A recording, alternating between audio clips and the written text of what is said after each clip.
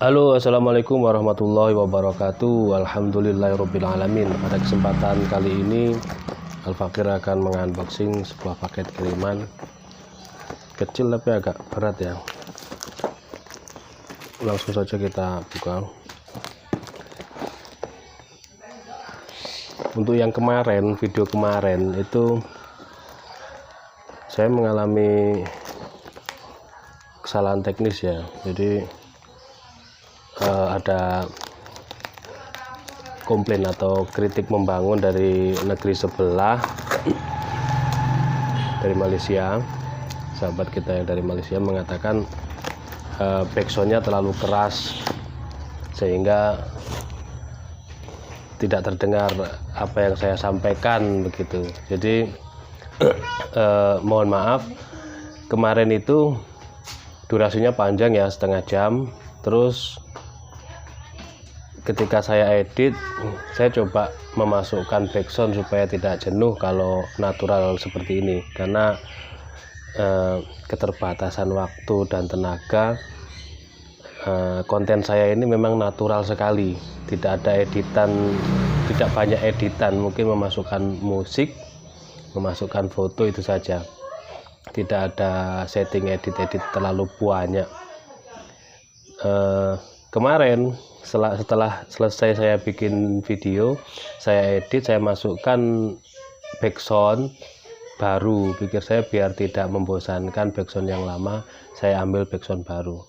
Nah, di dunia per YouTubean itu banyak sekali konten-konten atau channel-channel yang menyediakan konten musik no copyright.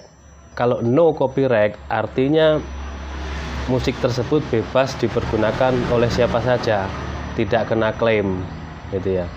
Tapi itu juga ada tipu-tipu di situ.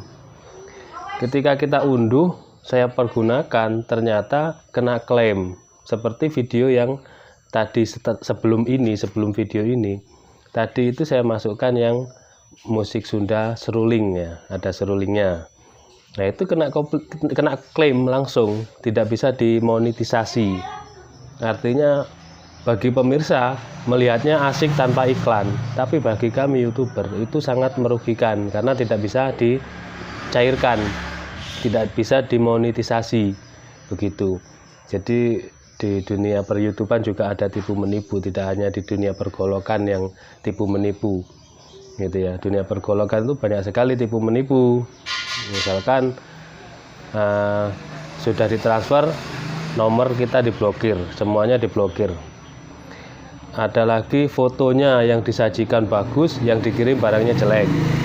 Ada lagi yang kelihatannya bagus, ternyata sepuhannya atau goloknya berbaja murah. Ada lagi goloknya bagus tapi bajanya tidak jelas, mengaku baja modern, dan lain sebagainya. Banyak sekali seperti itu. Ada yang pesan golok ternyata yang dikirim pisau, ada juga. Macam-macam. Itu dunia pergolokan. Di dunia per YouTubean juga demikian, gitu. Ada konten-konten yang musiknya no copyright, artinya bebas siapapun memakai. Setelah saya pakai ternyata saya tidak bisa memonetisasi, gitu. Tidak bisa dicairkan. Ada yang 50-50, artinya ketika saya pakai itu logo dolarnya kuning. Nah, artinya bagi hasil, masih mending bagi hasil daripada tidak bisa dimonetisasi, langsung terklaim, tidak bisa dipakai. Nah, itulah. Ada juga yang boleh dipakai asal mencantumkan sumbernya. Misalkan saya mengambil lagu itu dari channelnya si A, itu bisa saya ambil, terus saya cantumkan sumber musik ini dari channelnya si A. Tapi kan saya lupa, tadi saya downloadnya dari channelnya siapa saya lupa. Yang penting saya mencari yang no copyright, ternyata gagal, ternyata itu tipu menipu, tulisannya no copyright. Padahal saya mengambil konten musik tersebut dari sebuah konten yang sudah dilihat banyak orang, sudah dilihat banyak sekali. Artinya nihil kalau sampai terjadi seperti itu tadi. Nah, itulah dunia per YouTubean sama juga ternyata. Sudah. Yang video sebelum ini itu musik yang seruling, yang tadi pagi saya ngopi ada gorengan, nah itu tidak bisa, kontennya tidak bisa termonetisasi. Tak apa, tidak masalah, satu konten hanya durasi 10 menit tidak apa-apa. Yang penting setelah ini akan saya hapus musiknya, saya cari yang lebih bagus lagi, atau saya akan lebih berhati-hati lagi lah, seperti itu. Dan terima kasih kepada sahabat kita yang ada di Malaysia sana yang sudah memberikan masukan. Musiknya terlalu keras sehingga suara saya tidak terdengar jelas. Nah, sebenarnya kemarin durasi 30 menit itu sudah saya edit, sudah saya masukkan musik-musik enak, dan suara saya stabil seimbang dengan musik. Artinya suara saya 200%, musiknya cuma 40% atau 35%-an. Mungkin musiknya pas nadanya tinggi, jadi, dan suara saya terlalu pelan sehingga masih mengejar yang 200% tadi. Kita di editing kan ada itu. Nah, seperti itu. Setelah saya upload ternyata langsung diklaim tidak bisa termonetisasi. Kan sayang, kan saya rugi. Artinya ini durasinya panjang. Kalau kita monetisasikan bisa mendapatkan 4-5 iklan, atau mungkin 3-4 iklan, kan lumayan ya. Padahal gaji YouTube itu sangat rendah, model-model saya ini sangat rendah. Ini saya cuman sharing aja ya, saya curhat.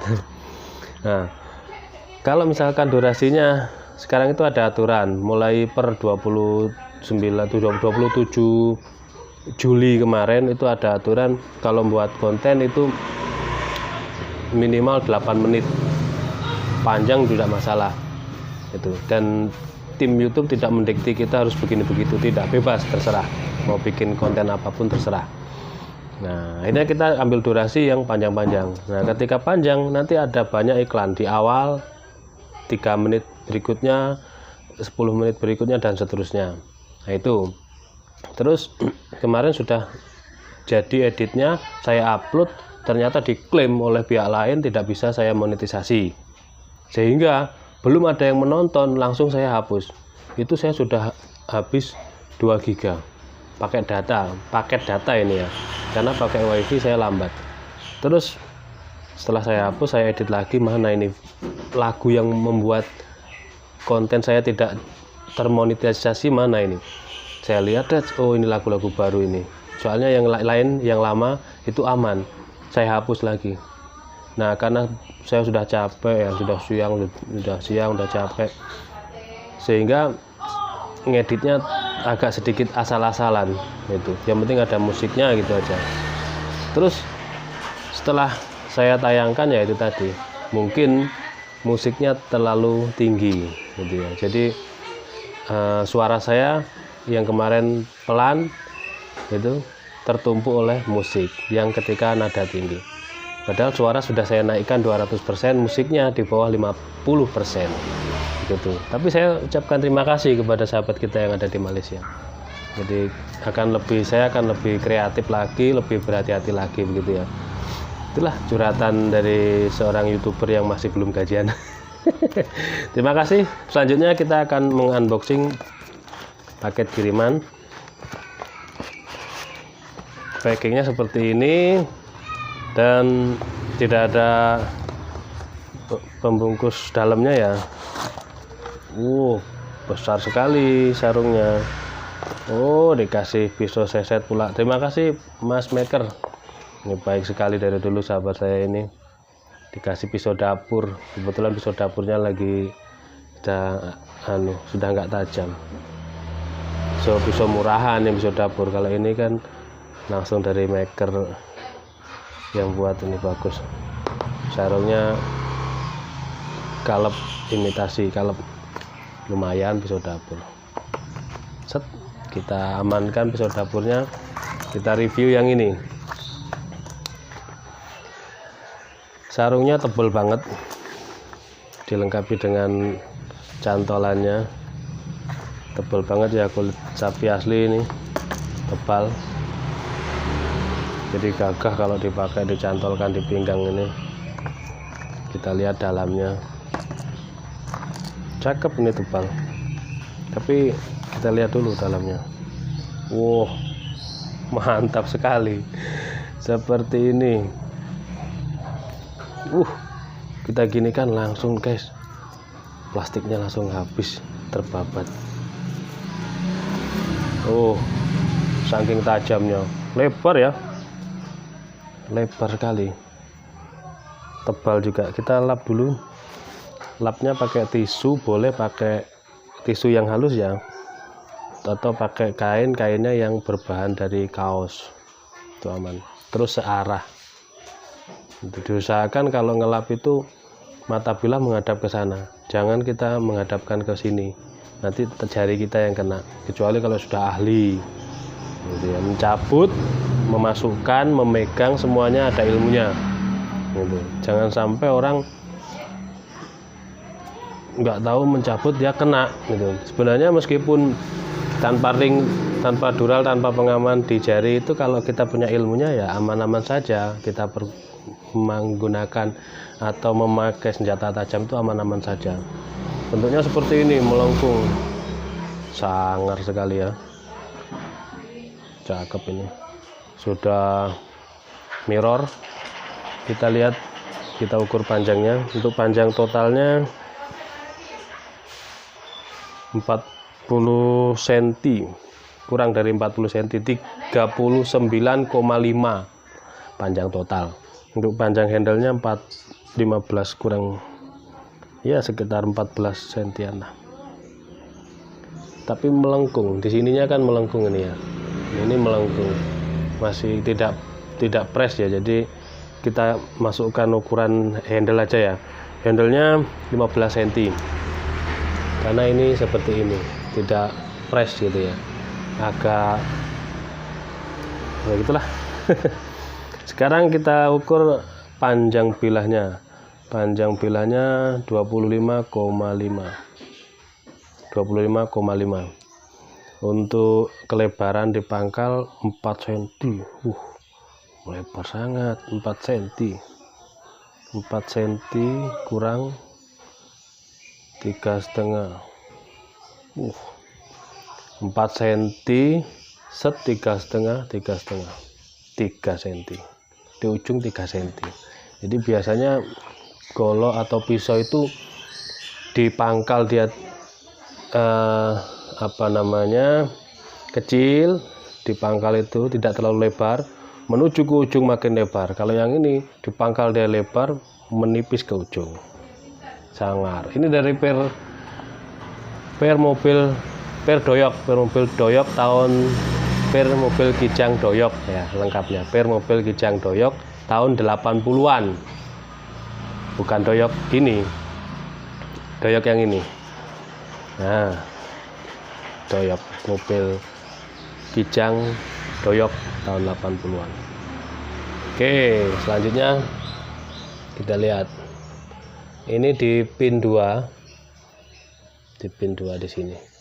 Jadi dia ditancapkan di handle itu rapat sekali. Ini rapat, kayunya kayu sono keling, ditancapkan, sedangkan pinnya sampai sini. Artinya ini ekor dari pangkal bilah ini dalam nancapnya, paling enggak segini ekornya ini menancap dalam, lalu dipin tembus ya, pinnya 2 tembus, jadi makin kuat ini.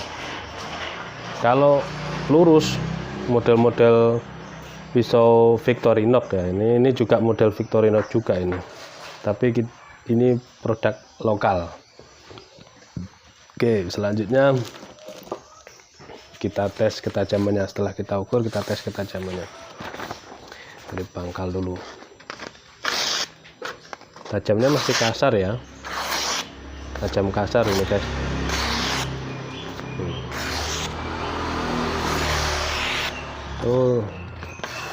Di pangkal mungkin ya, di pangkal kurang mengena. Kalau di tengah ya, mulai tengah sampai ujung halus ya, memang di pangkal dibikin tidak terlalu tajam ya guys.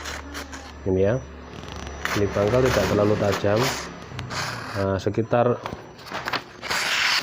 inilah 5 sentian, jadi sekitar 5 cm. Jadi di pangkal ini dia tidak tajam. Ini setelah 5 sentian dari pangkal itu dia tajam, tajam halus ini, sampai ujung dia tajam. Tuh.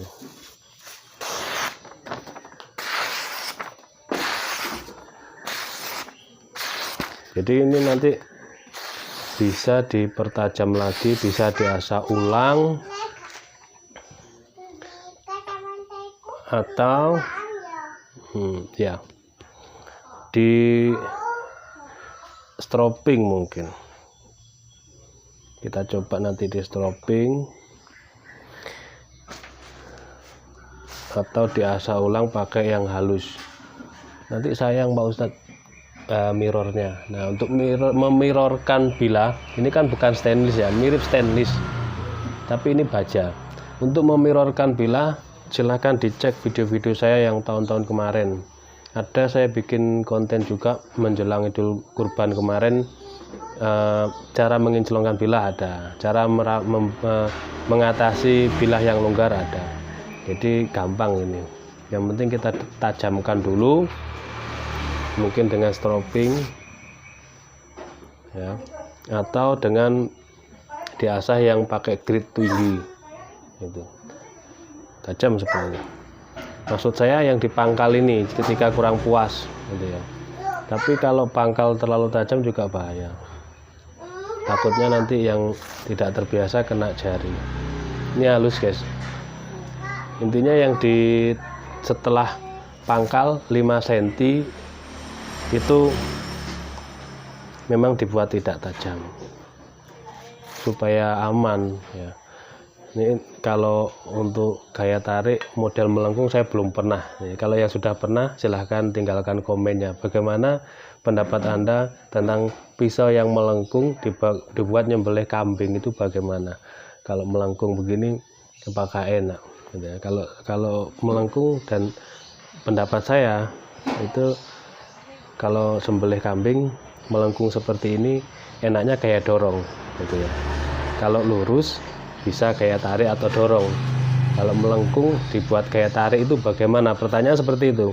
Silahkan tinggalkan komentarnya tentang pisau sembelih yang model melengkung untuk sembelih kambing kayak tarik. Apakah nyaman atau kurang nyaman gitu ya. Ini enaknya untuk dorong ya. Lengkung bilahnya untuk kategori pisau lumayan tebal ya, lumayan tebal. Nih. Kalau kresek, jujur saya kurang menguasai tekniknya kalau kresek itu.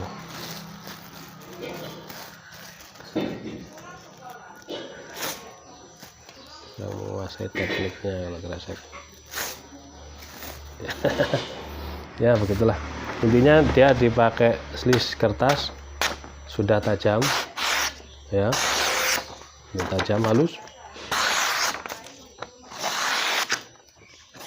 ya. Cuman di pangkal 5 cm set ke sini ini kurang tajam, tapi kalau tengah sampai ujung dia sudah halus.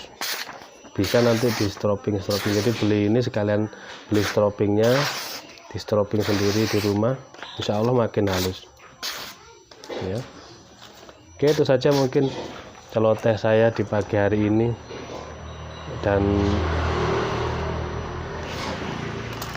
silahkan bagi yang berminat saya sertakan nomor WA di deskripsi, Instagram juga.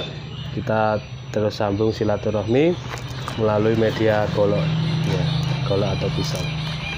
Demikian, wassalamualaikum warahmatullahi wabarakatuh.